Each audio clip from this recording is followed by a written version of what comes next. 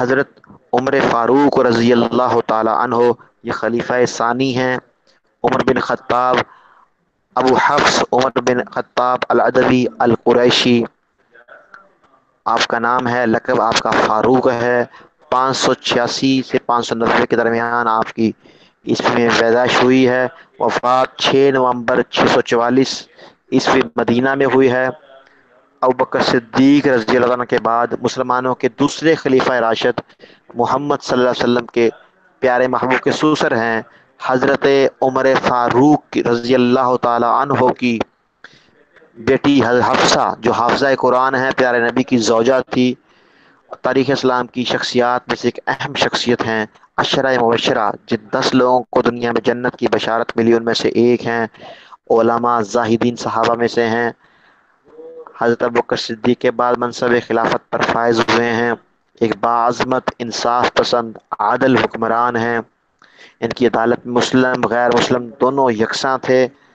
تو عدل و انصاف کی وجہ سے، آپ کو حق اور باطل میں فرق کرنے کی وجہ سے فاروق کا لقب ملا ہے۔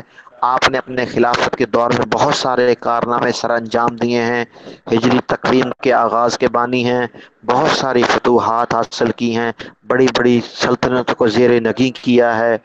اور آپ کی اعلیٰ عدل و انصاف اور آپ کی زندگی آپ کی عظمت کی شاہد ہے کہ اتنا بڑا جو مقام ملا کہ پیارے محبوب فرما رہے ہیں، لو کان بعدی نبی لکان عمر، اگر میرے بعد رب نے کسی کو نبی بنانا ہوتا تو وہ عمر ہوتا۔ کہیں پیارے محبوب فرماتے ہیں کہ اے عمر تیری کتنی شان ہے، جس رستے سے تو گزرتا ہے وہ رستہ چھوڑ کر شیطان بھی بھاگ جاتا ہے۔ ایک دفعہ زلزلہ آیا، حضرت عمر نے زمین پر کوڑا مار کر کہا، اے زمین کیا تیرے اوپر عمر انصاف نہیں کرتا؟ زمین کا زلزلہ وہیں تھم گیا۔ دریائے نیل میں ہر سال ایک جوان لڑکی کو اس کی نظر کرتے تھے تو پانی آتا تھا۔ جب حضرت عمر کا دور آیا، فرمایا یہ غلط رسم سے ختم کیا جائے، اور رکا لکھا، بسم اللہ الرحمن الرحیم، عمر کی طرف سے ہے یہ خط، اے دریا اگر رب کے حکم سے چلتا ہے تو چل، ورنہ ہمیں تیری کوئی ضرورت نہیں۔ دریا میں فوراً پانی آ گیا۔ یعنی حضرت عمر نے قربانیاں کی ہیں، ہر چیز انصاف کیا ہے۔ چاہے بیٹا آڑے آیا، ابو شہمہ نے ایک علاقے کے اندر شراب پی لی تو وہاں کے گورنر نے سزا بھی دی۔ جب حضرت عمر کو علم ہوا، سخت ناراض ہوئے کہ عام انسان کے بیٹے کی طرح عام کٹہرے میں کھڑا کر کے کیوں سزا نہیں دی گئی، اور دوبارہ سزا دلوائی، اس وجہ سے کہ یہ انصاف کے خلاف تھا۔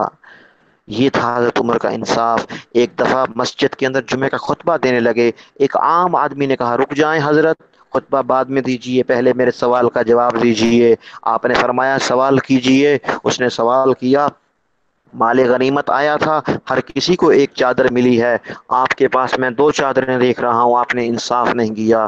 کتنا چھوٹا سا سوال تھا، لیکن حضرت عمر پر قربان جائیے، کہا الحمدللہ، اللہ کا شکر ہے کہ میری رعایا میں ایسے لوگ موجود ہیں جو مجھے بے انصافی نہیں کرنا دیں گے۔ کہا بھائی میں نے ایک چادر ہی لی ہے، یہ میرے ہاتھ میں دوسری چادر جو دیکھ رہے ہو میرے بیٹے عبداللہ نے مجھے پکڑوائی، یہ ان کی ہے۔ عبداللہ نے تصدیق کی، پھر انہوں نے کہا خطبہ شروع کیجئے۔ حضرت عمر اتنا انصاف کرتے تھے۔ ایک دن ایک سفیر، ایک ایلچی حضرت عمر فاروق رضی اللہ عنہ ملنے کے لیے آیا تو کہا 22,51,000 30 مربع میل کا بادشاہ ہے، بہت بڑے اس کے محلات ہوں گے، بہت بڑی اس کی حکومت ہوگی، تو ملنے کے لیے آیا۔ کسی نے کہا اس ویرانے میں جاؤ، وہاں دیکھو کہیں آپ کو عمر مل جائیں گے۔ جب ویرانے میں گیا کہ ایک انسان بڑے سکون سے سویا ہوا ہے اور اینٹ کو سرہانہ بنایا ہوا ہے، بڑے مزے کی نیند کر رہا ہے۔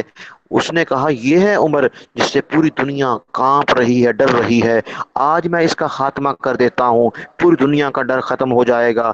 آگے بڑا تلوار لے کر، اچانک دیکھا ایک شیر ظاہر ہوا اور اس کی طرف لپکا، وہ بھاگا، اس کی چیخیں نکلی۔ حضرت عمر فاروق رضی اللہ تعالیٰ عنہ بیدار ہوئے، پوچھا کیا ہوا؟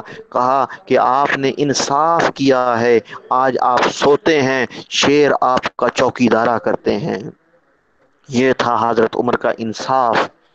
یہ تھی للہیت، رب کا ڈر اور خوف اتنا ہے کہ ایک دفعہ رات کو گشت کر رہے تھے، ایک گھر کے اندر سے بچوں کے رونے کی آواز آتی ہے، فوراً اس گھر میں جا کے پوچھتے ہیں خیریت ہے، بچے کیوں رو رہے ہیں؟ والدہ کہتی ہے بھوکے پیاسے ہیں، امیر المومنین کو ہمارے بچوں کی فکر نہیں، پسینہ آ جاتا ہے۔ کہتے ہیں اے عورت، ہو سکتا ہے امیر المومنین کو تمہارے بچوں کے حال کا پتہ نہ ہو۔ کہا امیر المومنین کو پتہ ہونا چاہیے۔ فوراً بیت المال میں جاتے ہیں، سامان سے ایک بورا بھرتے ہیں، اپنے غلام اسلم سے کہتے ہیں یہ پورا بورا بھرا ہوا میرے کندھے پر رکھو۔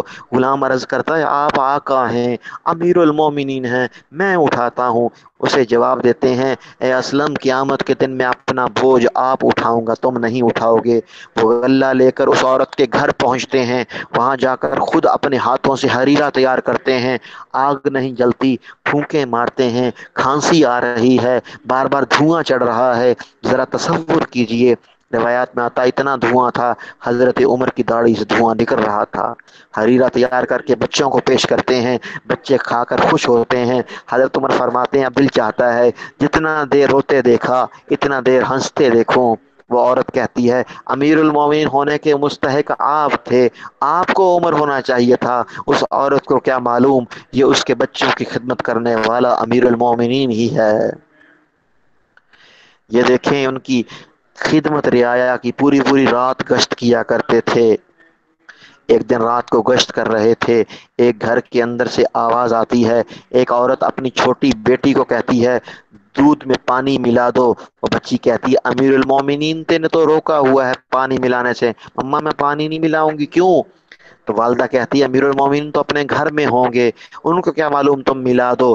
بچی کہتی ہے امیر المومنین چاہے گھر میں ہوں لیکن امیر المومنین کا رب تو دیکھ رہا ہے، رب تو سن رہا ہے۔ یہ بچی کا ایمان تھا۔ حضرت عمر نے جب ان باتوں کو سنا اتنا یہ عمل پسند آیا، وقت کا بادشاہ ہے، امیر المؤمنین ہے، اپنے بیٹے کے لیے اچھے اچھے رشتے ڈھونڈ سکتا تھا، لیکن آپ نے اس گوالے کی بچی کا رشتہ اپنے بیٹے عبداللہ بن عمر کے لیے مانگا ہے، اور حضرت عاصم کے لیے، سوری، حضرت عبداللہ بن عمر نے حضرت عاصم کے لیے مانگا ہے، اور حضرت عاصم کا نکاح اس بچی سے جو گوالے کی ہوا ہے، اور اسی نسل میں عمر بن عبد العزیز جنہیں عمر ثانی کہا جاتا ہے پیدا ہوئے ہیں۔